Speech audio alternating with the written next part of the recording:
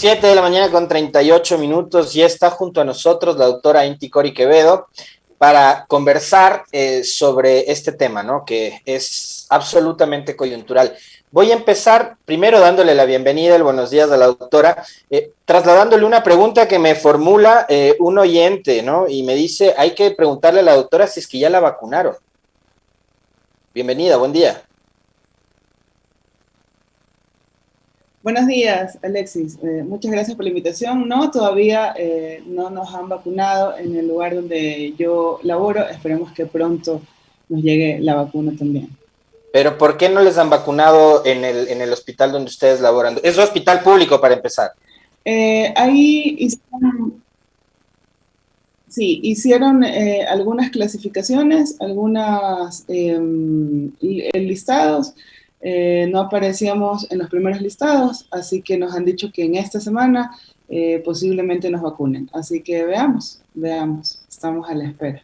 Es absolutamente lamentable que ni siquiera a los médicos que están en la primera línea, a los profesionales a los que deberían atender de entrada, se lo haya hecho. Doctora, a breves rasgos, ¿cómo podemos evaluar este proceso? Yo no sé si llamarle plan, no sé, porque digo, no sé si es que hay un plan de vacunación, pero ¿cómo podríamos hacer una evaluación de lo que ha sido hasta ahora esta etapa de vacunación en el país? Sí, es lamentable, no solamente con el plan de vacunación, yo lo he dicho en varias ocasiones, yo creo que Ecuador es uno de los países que peor ha manejado y gestionado la pandemia, tenemos los peores indicadores en cuanto al manejo de la pandemia, no solamente con el plan de vacunación, digamos, el plan de vacunación es quizás la cereza del pastel porque hay un cúmulo de errores, hay un cúmulo de malas decisiones, ¿no? Ecuador es uno de los países que menos pruebas diagnósticas hace por habitante en la región. Es decir, si usted no diagnostica correctamente, usted no va a hacer una búsqueda eficaz, no va a hacer aislamientos inteligentes, sino que le va a tocar hacer confinamientos que además estos confinamientos de fin de semana estamos viendo que no están dando los resultados esperados. Entonces, si usted no diagnostica correctamente, usted no está haciendo una búsqueda activa de casos, solo está buscando los casos que le llegan a los hospitales, que le llegan a los centros de salud. Pero posiblemente las personas que están transmitiendo y que están contagiando, no es posible aislarlas porque no tienen un diagnóstico. Entonces, mientras seamos el país que menos pruebas hace por habitante de la región, el indicador del número de contagios no es el mejor indicador precisamente por eso, porque no estamos haciendo las pruebas que se necesitan. Eso se entiende que a los 3 meses del año pasado de iniciada la pandemia, se entiende que no se haya tenido toda la capacidad, pero digamos, ha pasado más de un año donde Ecuador tuvo que haber desplegado toda su capacidad biotecnológica, que sí la tiene, para poder hacer las pruebas masivas. Hemos visto que después de un año, al quinto ministro de Salud que maneja la pandemia, recién se regula el precio de las pruebas diagnósticas, ¿no? Chile, digamos, no podemos decir que Chile es la casa ni del progresismo ni de nada más, pero Chile le reguló hace un año exactamente y le reguló incluso a $10 menos de lo que ya reguló el Ecuador, precisamente porque entendieron que uno de los factores importantes es tener el diagnóstico oportuno y correcto de la población. Y eso es lo que Ecuador no ha podido realizar. Entonces Ecuador más o menos mide cómo le va la pandemia cuando tiene a los enfermos en los hospitales, cuando mide las UCIs, las unidades de cuidados intensivos, qué tan llenas están, qué tan colapsadas están, ahí recién estamos midiendo, es decir, fracasa todo el sistema de vigilancia, que el sistema de vigilancia lo que permite o lo que intenta es tener información antes de que las personas se agraven o antes de que las personas fallezcan. Y eso, digamos, es lo que no ha podido hacer nuestro país. Es decir, hemos tenido una política absolutamente reactiva, ¿no? Esperamos que todo el sistema colapse para empezar a tomar decisiones. Sí, y eso, digamos, Ecuador ha tenido la experiencia de manejar epidemias, de manejar brotes, de manejar crisis, obviamente ninguna como la crisis del coronavirus, eso estamos claros, pero hay cosas básicas que Ecuador ya lo ha hecho. Lo hizo con la influenza en el 2008, en el 2009, lo ha hecho con el brote de sarampión que tuvo en el 2011, en el brote de sarampión que tuvo en el 2019, en donde se moviliza, digamos, y la introducción de Zika y chikungunya en su momento, 2015 también, 2016, donde no solo se movilizó el Ministerio de Salud, se movilizó Fuerzas Armadas, se movilizaron otros sectores, el sector también de la educación, precisamente porque lo que se necesitaba era una gran movilización nacional frente a un tema como este. Entonces, lo que vemos es que Ecuador no es que no tenía las capacidades, al contrario, tenía más institucionalidad pública de emergencia y de crisis, tenían los EQ9, ahora tenemos los EQ 911, tenemos la Secretaría de Gestión de Riesgos que no existían, por ejemplo, en el 2008 cuando enfrentamos la nueva variante del H1N1, del virus de la influenza, y algunas otras instituciones, inclusive la red hospitalaria, no teníamos la cantidad de hospitales que hoy se tienen para enfrentar a la pandemia. Es decir, con mejores condiciones de institucionalidad se tomaron peores decisiones para el manejo de la pandemia. Ahora, doctora, episodios como el que vivimos días atrás han generado una desconfianza mayor en la ciudadanía, lo decía yo hace un momento en el comentario. Aquella escena donde veíamos a un funcionario del Ministerio de Salud Pública simulando la vacunación, eso ha generado, insisto una vez más, una desconfianza superior en un proceso que ya venía teniendo varios tropiezos. ¿Cómo mejorar esto? Y ya no hablo de estos últimos 20 días que le quedan al gobierno de Moreno, porque me parece que van a ser 20 días perdidos. Pero el gobierno del presidente electo Guillermo Lasso, al momento de asumir la presidencia a partir del 24 de mayo, ¿cuál es la decisión que a su criterio de forma técnica tienen que adoptarla en materia sanitaria para mejorar esta fase fallida de vacunación? Sí, yo coincido con eso, no suelo ser tan pesimista, digamos, pero creo que el cúmulo, creo que la historia de lo que ha sido el manejo de la pandemia, lamentablemente, no nos deja mucha esperanza en lo que pueda pasar en estos días, digamos, ¿no? Parecería que al presidente de la República no le interesa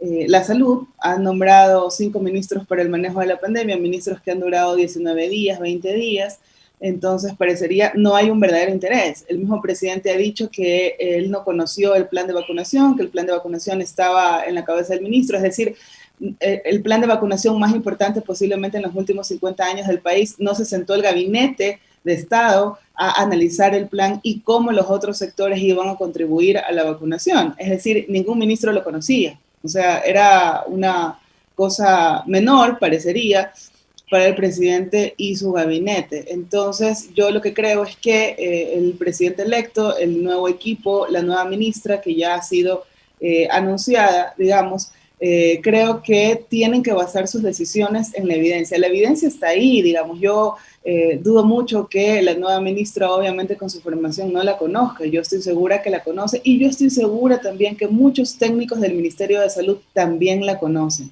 Yo estoy segura también que hay muchos técnicos, no solamente en la planta central del ministerio, sino también en el proceso desconcentrado, en las coordinaciones zonales y en las direcciones distritales, que también tienen conocimiento de lo que tienen que hacer. El problema es que no han tenido apoyo de sus autoridades y no ha habido voluntad política de las autoridades por solucionar. Mire, la ministra Andra Muñoz eliminó las direcciones zonales, que son direcciones que van debajo de las 9 coordinaciones zonales, donde había dirección zonal de vigilancia epidemiológica eliminada, Debajo de la coordinación zonal también había dirección de provisión de servicios que se encargan de proveer los servicios en los centros y hospitales. Usted tenía directores con sueldo de directores precisamente organizando cosas como, por ejemplo, los puntos de vacunación, que hemos visto que ha sido, digamos, el gran fracaso, las largas filas, cosas de muchas veces de sentido común, porque precisamente se le mermó al Ministerio de Salud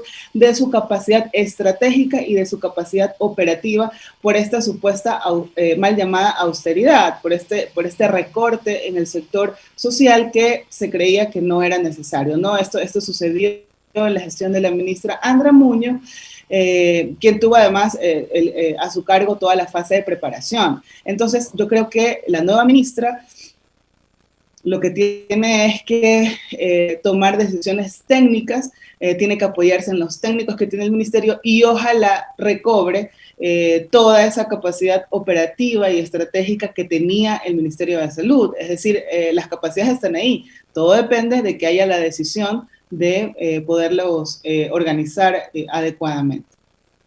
Doctora, en este fin de semana, y también lo mencionaba yo hace un momento en el comentario, circuló una entrevista que le ha formulado un medio de comunicación nacional al presidente electo Guillermo Lasso y que sí nos deja un poco preocupados, porque él, digamos, parafraseando lo que ha sido ya una línea cliché del presidente Moreno, hablando de que la mesa no estaba servida, Lasso dice la mesa no solo que no está servida, sino que sobre la mesa no hay vacunas.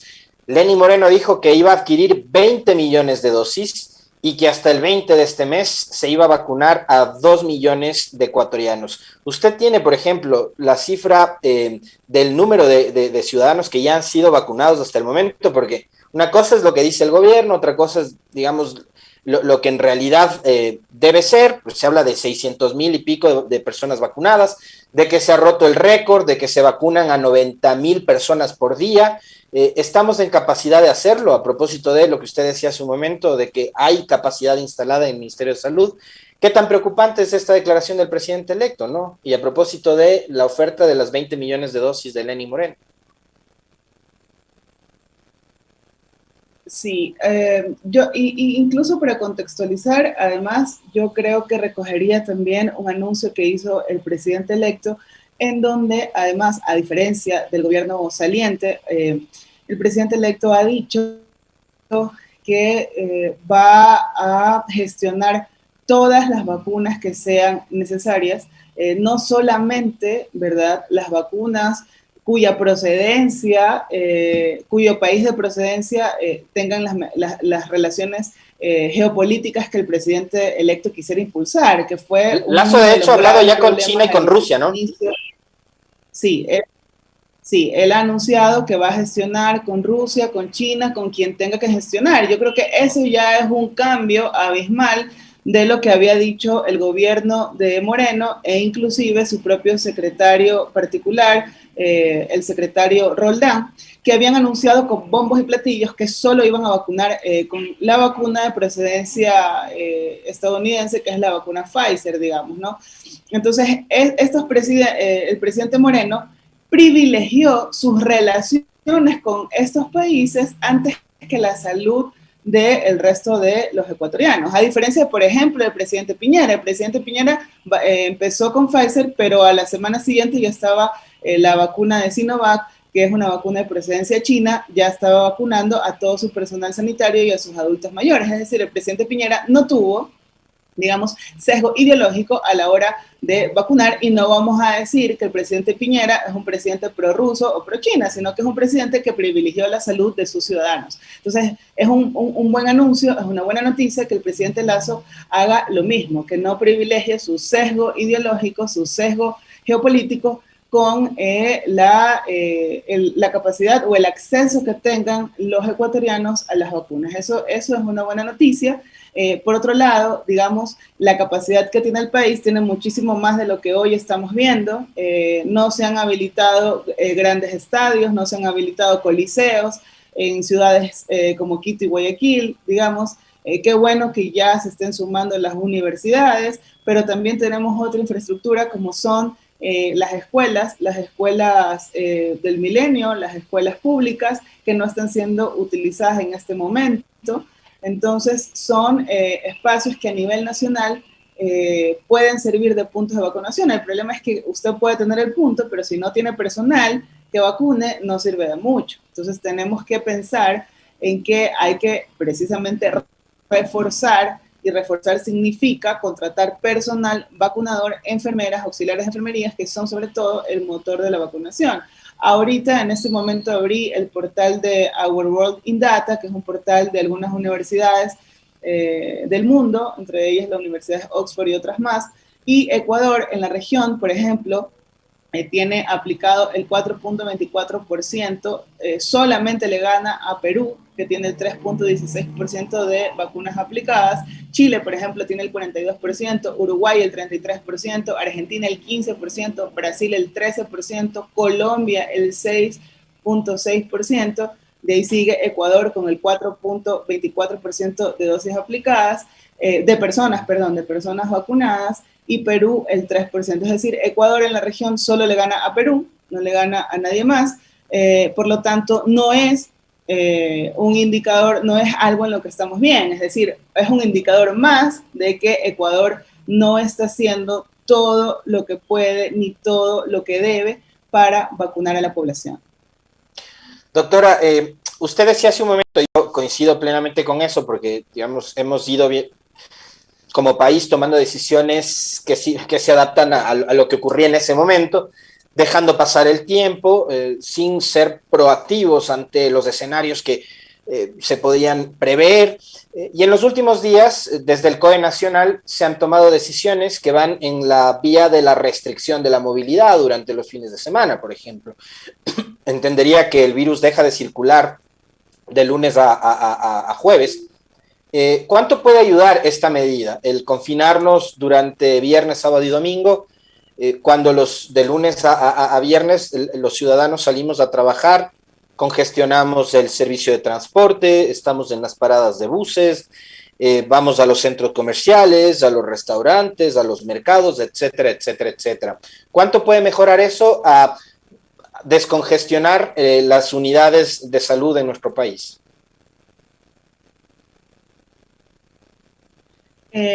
Parecería que muy poco, de manera empírica, digamos. Ya veo que desde ayer o desde hoy ya hay algunos investigadores ecuatorianos que ya están levantando datos de que la ocupación no baja, la ocupación de cama, de cama hospitalaria no baja con estos confinamientos, porque el virus no circula de 8 de la noche a 5 de la mañana, ni circula solamente los fines de semana, digamos, ¿no?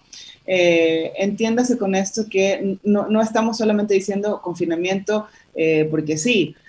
Creo que hemos llegado a la necesidad de un confinamiento general porque no se tomaron las medidas adecuadas, porque no pudiéramos estar hablando hoy de confinamientos inteligentes, ¿no? De parroquias, de cantones, si es que tuviéramos información desagregada y si se hubiera hecho ese trabajo de búsqueda, de pesquisa que se hace en todos los brotes, que se hace en todas las enfermedades transmisibles.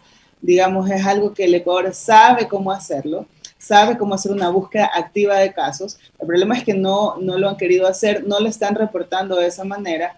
Y hemos visto la semana pasada, por ejemplo, lamentablemente escuché lo que mencionó el subsecretario de Vigilancia, el subsecretario Arce, en donde decía dos cosas que son matemáticamente e ilógicamente imposibles. Decía que por un lado ha bajado el 30% de la ocupación de las camas UCI, que ha bajado la lista de espera y que también ha bajado la ocupación de cama. Si baja la lista de espera es porque ustedes se le ocuparon más camas, ¿verdad? Porque había gente esperando por una cama. Por lo tanto, las camas se ocuparon y usted puede tener el 100% de ocupación, pero ya no tiene lista de espera. Eso se entiende. Lo que no se entiende es que baje la lista de espera y que baje la ocupación de cama. Esas personas o se curaron mágicamente o fallecieron. Es la única forma en la que usted tiene los dos indicadores abajo. Pero eso es lo que lamentablemente tenemos que escuchar todos los días de los que hacen autoridad, de los que están liderando la respuesta, que son cosas que escapan de la lógica. No hay que estudiar salud pública, ¿verdad? No hay que estudiar salud pública para entender que lo que está diciendo el señor es reñido con la lógica. En ese sentido, digamos, creo que, y sabemos y tenemos los datos, que las ocupaciones de cama no han bajado, que las listas de espera no han disminuido y que siguen personas esperando por una atención. Entonces, creo que deben de tomarse medidas, inclusive medidas de protección financiera para los comercios que se tienen que cerrar, como de hecho lo hemos visto en otros países. El presidente Biden ha ofrecido una protección financiera precisamente no solamente para los comercios, sino también para los ciudadanos, y no vamos a decir ahora que el presidente Biden es un presidente comunista, un presidente estatista, que lo único que quiere es que los ciudadanos vivan de los bonos del Estado, sino que el presidente Biden entiende que la única forma de poder tener aislamientos y que la gente y que sus ciudadanos no la pasen tan mal es precisamente tomando medidas de protección social, como en este caso es los bonos o las transferencias directas que se hacen a los ciudadanos y a los comercios. Entonces Ecuador está pasando por un momento muy difícil. El personal de salud está agotado porque precisamente no hay recambio, no hay descanso para a este personal, porque no se ha querido contratar más personal. Entonces, en ese sentido, la situación en Ecuador es crítica, pero no se tienen todos los datos para poder analizar. Es decir, analizamos en el peor momento, ya cuando tenemos la fila en el hospital. Ese es nuestro indicador. Nuestro indicador no está mucho antes para que no lleguen las personas a los hospitales. Para eso son los sistemas de vigilancia, no para contar fallecidos, no para contar graves en las UCIs, eso lo puede contar cualquiera. Los sistemas de vigilancia son para prevenir que los hospitales se llenen con tal o cual determinada enfermedad. Y eso es lo que hemos visto cómo han fallado sistemáticamente, es porque han tomado malas decisiones a sabiendas que lo que están haciendo no está bien. Ahora, doctora, es triste hablar de esto, pero es necesario también y digamos que hay que abordarlo, ¿no? Pero por la falta de unidades de cuidados intensivos, por esa larga lista de espera, y por la falta de recursos, ¿no? Porque además tenemos un sistema privado que le exige al ciudadano y a su familia garantías de 30 a 40 mil dólares y cuya UCI por día tiene un valor, tengo entendido, de 2.500, 3.000 dólares. ¿Cuál es el nivel, digamos, de incremento de fallecidos en estas últimas semanas? No sé si tiene usted ese dato. Sí, estaba justamente revisando, solamente le quería también hacer un comentario al respecto, es que también a partir del año 2012 en Ecuador existe toda la normativa, digamos, existe toda la normativa, toda la política pública para garantizar la atención de los ciudadanos a través de la red privada complementaria, ¿no? Porque la red privada complementaria está denominada o está designada inclusive dentro de la Constitución, es decir, las clínicas privadas, los hospitales privados, los centros privados son parte del Sistema Nacional de Salud y están regidos por la autoridad sanitaria y existe un tarifario de prestaciones. El tarifario dice claramente lo que el Estado va a pagar por determinada prestación, no es lo que la clínica privada quiera cobrar, ¿no?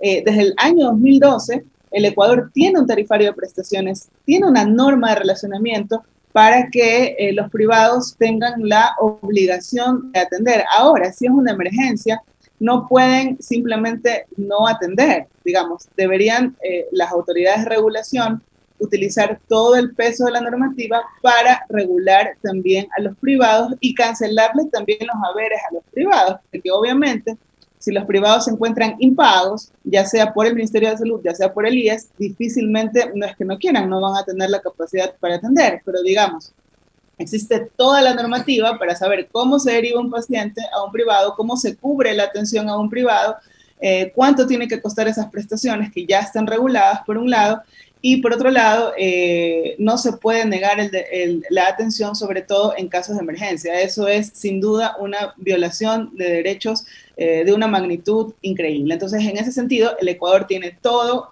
para poder coordinar y regular la atención también con la red privada complementaria, como lo ha hecho en muchas ocasiones. No sería la primera vez. A mí lo que me sorprende es que no se utilice toda la normativa, toda la regulación.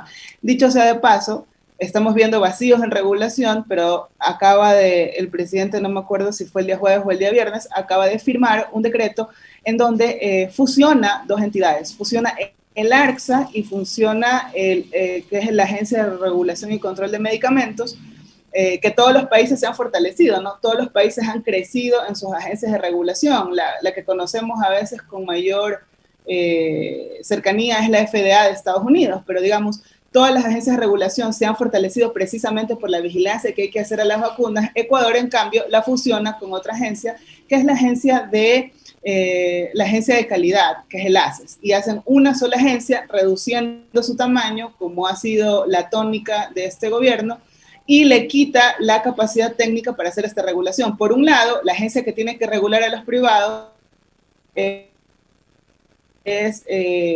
mermada en su capacidad, y por otro lado tenemos que a los ciudadanos cuando están en una emergencia le dicen, si usted no tiene el voucher, si usted no tiene la tarjeta de crédito, no lo atiendo. Es decir, hay falta de control, pero yo mermo la capacidad de control. Entonces no se entiende qué es lo que realmente está intentando hacer la autoridad en este momento. Tenemos que el Estado ecuatoriano al momento ha notificado 18.631 personas fallecidas por COVID, con 79 en las últimas 24 horas, 79 personas en las últimas 24 horas. Esto le da más o menos una tasa de letalidad de 4.9% de casos confirmados. Sin embargo, como le digo, si usted no hace los suficientes test, personas pueden fallecer sin el diagnóstico adecuado, que es lo más común en Ecuador, por lo tanto, lo que hay que mirar también es la tasa, el exceso de mortalidad. La mortalidad acumulada es de 106.4 por cada 100.000 habitantes. Entonces, en temas de mortalidad, a Ecuador también le va muy mal. Ecuador tiene un exceso de fallecidos, me parece que ya estaban sobrepasando los 50.000 en toda la pandemia. Es decir, 50.000 muertes que no se esperaban ni en el año 2020 ni en el año 2021. Y muchas de esas muertes o son muertes por COVID que no fueron diagnosticadas, o son muertes por otras patologías, accidentes de tránsito y demás, que no tuvieron una cama de cuidados intensivos en el momento que la necesitaron. Queremos agradecerle muchísimo por haber aceptado esta invitación a la doctora Inti Cori Quevedo. Ella es médico de profesión, especialista en salud pública, dándonos su diagnóstico sobre lo que está sucediendo. Nos ha dicho, y me quedo con eso, que a propósito de las decisiones adoptadas tibiamente por el COE Nacional, hemos llegado a un nivel que lo necesario es un confinamiento general. Claro, eso debería plantearnos también como país y como sociedad, y a las autoridades sobre todo, la necesidad de eso para cuidar nuestra vida y también de establecer programas económicos que nos ayuden a sostener el aparato productivo, ¿no? Por otro lado. Pero me quedo igual con esa preocupación por los niveles de ocupación que tienen las casas de salud y este incremento en la tasa de letalidad por motivo del COVID y obviamente la capacidad no tan reducida del Estado para testear, que ese fue, digamos, una de las recomendaciones más importantes que hizo la Organización Mundial de la Salud desde un primer momento. Testeo, testeo, testeo, por acá nada que ver. Muchísimas gracias a la doctora Inti Cori Quevedo, 8 de la mañana con 5 minutos. Nosotros avanzamos en nuestro espacio de noticias, vamos a hacer un breve corte